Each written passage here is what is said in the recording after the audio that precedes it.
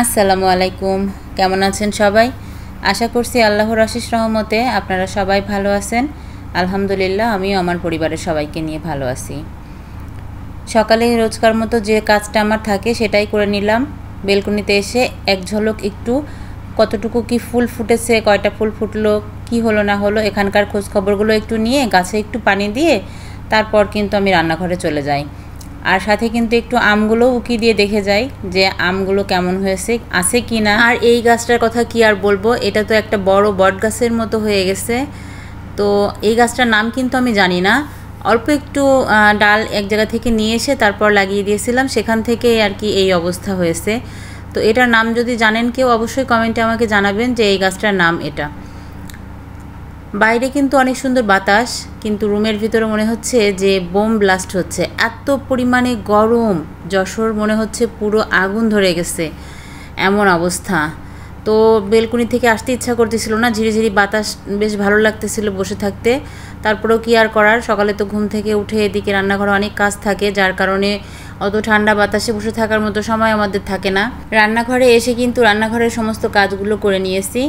আর এখন আমি আমার সিঙ্কটা পরিষ্কার করার জন্য কিছু উপকরণ মিশিয়ে নিচ্ছি।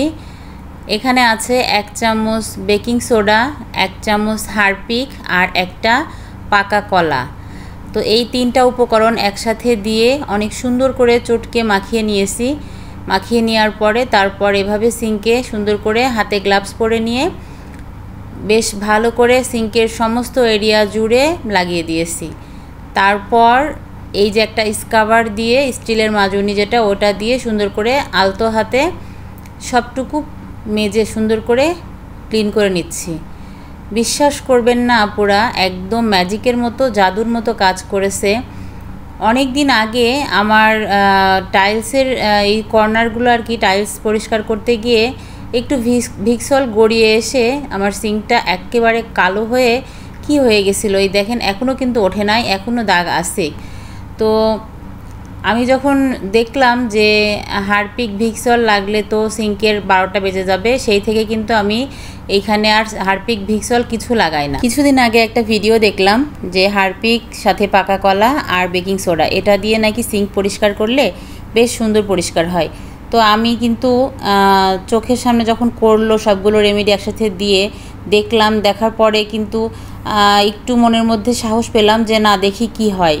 কারণ ভিক্সল হারপিক এমন জিনিস, এটা লাগার সাথে সাথে কিন্তু কালো হয়ে যাবে। তো এটা লাগানোর পরেও যখন কালো হলো না, তার মানে নিশ্চয়ই পাকা কলাটার কারণে এরকম জাদুর মতো কাজ করেছে। তো এটা দেখে আমি আর দেরি করলাম না, ভাবলাম যে এটা আমিও ট্রাই করব। তো আজকে ট্রাই করে ফেললাম, আর অসাধারণ কাজ করেছে। আপনাদের যাদের সিঙ্ক বেশি ময়লা, পরিষ্কার হচ্ছে না আর কি, অনেক দিনের ময়লা হয়ে জমে গেছে, তারা ট্রাই করবেন। তবে অবশ্যই কিন্তু পাকা কলাটার সাথে হারপিকটা খুব বেশি পরিমাণে মিক্স করে নেবেন, যেন হারপিক আর পাকা কলা মানে আলাদা আলাদা না থাকে। এই দেখেন একদম ঝকঝকে চকচকে হয়ে গেছে, কি সুন্দর যে পরিষ্কার হয়েছে। সাইডের টাইলসগুলোও কিন্তু অনেক সুন্দর পরিষ্কার হয়েছে।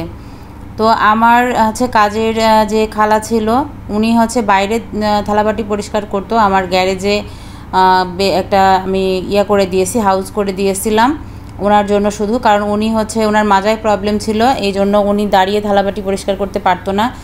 তো ওনাকে বসে যাতে করতে পারে এই জন্য ওখানে আমি গ্যারেজে একটা সাইড করে কর্নারে ওনার জন্য একটা হাউস করে দিয়েছিলাম, সেখানে পানির লাইন টেনে দিয়েছিলাম যাতে করে উনি ওখানে কাজ করতে পারে। তো যার কারণে উনি বাইরে কাজ করতো আর আমি ভিতরে মোটামুটি ক্লিন রাখতাম। তো ভেতরটা বেশি ময়লা হতো না দেখে আমার ডিপ ক্লিন করা লাগতো না অত। তো এখন তো নিজে কন্টিনিউ এখানেই কাজ করতেছি, যার কারণে এই যে মাঝে মাঝে ডিপ ক্লিন করে নিচ্ছি। আর অসাধারণ কাজ করেছে, আপনারা ট্রাই করতে পারেন, ইনশাল্লাহ কাজ হবে। তারপর কিন্তু আমি দুপুরে রান্নায় চলে এসেছি। সকালে আর নাস্তাটা বানানো দেখাইনি, আমি অফ ক্যামেরাতেই নাস্তা বানিয়ে নিয়েছিলাম। আর এখন দুপুরে রান্নায় চলে এসেছি, আর এটা কিন্তু আমি গ্যারেজে রান্না করতেছি, কারণ এত পরিমাণে গরম পড়েছে যে আমি ভেতরে রান্নাঘরে রান্না করতেই পারতেছি না, প্রচুর পরিমাণে গরম। আর ওখানে দাঁড়ানোই যাচ্ছে না একটু। তো ওখানে দাঁড়াইতে গেলে আবার একটু টেবিল ফ্যান, অ্যাডজাস্ট ফ্যান সব কিছু মিলিয়ে ঝামেলা মনে হচ্ছে। তো এখানে গ্যারেজে বাইরের একটু আলো বাতাস আছে, যার কারণে ভাবতেছি যে বাতাসে বসে এখানে একটু রান্না করি।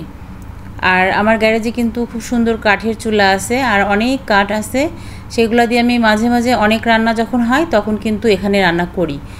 আর যখন অল্প রান্না হয় তখন আর এখানে আসি না, তখন আমি ভেতরেই করে নিই, কারণ ছোটো বাবুটাকে নিয়ে তো আসলে পারি না। আর এই যে আমার গ্যারেজটা তো এখনও আমি সেভাবে কমপ্লিট করে পারিনি, মানে গ্যারেজে টাইলসের কাজগুলো এখনও করা হয়নি, যার কারণে মাঝে মাঝে এখানে একটু রান্না করি। আর মেইনলি এখানে বাড়ি করার সময় অনেক নারকেল গাছ ছিল, তো সেই গাছগুলো কাটা হয়েছে, আর সেই গাছগুলো থেকে যে লাকড়িগুলো বের হয়েছে সেগুলো তো রাখাই আছে, কিছু করা হয় না, মাঝে মাঝে একটু রান্না করে ফোরানোর চেষ্টা করতেছি। আচ্ছা, এখানে গল্প করতে করতে আমি কিন্তু রান্না করে নিয়েছি তেলাপিয়া মাছ, আমার বড় ছেলের ফেভারিট তেলাপিয়া মাছ, সেটা কিন্তু আমি সুন্দর করে ভেজে মশলা দিয়ে ভুনা করে নিয়েছি। আর এদিকে একটু করলা রান্না করব, করলা আলু, এটা যে এমনি মাছ ছাড়া এমনি একটু ঝোল ঝোল করে রান্না করব আর কি। তো এটাতে আর মাছ দিব না, কারণ ওদিকে মাছ অলরেডি অনেকগুলো রান্না করে ফেলেছি। আমার মেয়ে খুব বেশি মাছ পছন্দ করে না, আমি একটু খাই, আমার ছেলে একটু খায়, বড় ছেলে আর কি। আর ছোটো বাবু তো এখনও অত খাওয়ার মতো হয়নি, ও তো তেমন খায় না, যার কারণে মাছ বেশি করে ওদিকে ভুনা করেছি। আর এখানে করলার মধ্যে আর কোনো মাছই দেইনি, তো শুধু করলা আলু আমি একটু ঝোল ঝোল করে রান্না করব। আর আপনারা তো জানেনই যে আমার ভাইরাল করলা রান্না, আমার করলা কিন্তু তিতো হয় না, যার কারণে আমি যেভাবেই রান্না করি না কেন করলা তিতো হবে না, ভালো লাগবে খেতে, তো এই জন্য এভাবেই আর কি রান্না করলাম। আপনাদের সাথে অনেক গল্প করে ফেললাম, আর গল্প করতে করতে আমি ভিডিওর শেষ পর্যায়ে চলে এসেছি। জানি না এখনও পর্যন্ত আমার ভিডিওর সাথে কে কে আছেন, তো আমার ভিডিওর সাথে যদি কেউ থেকে থাকেন প্লিজ মনে করে আমার ভিডিওতে একটা লাইক দিয়ে দেবেন।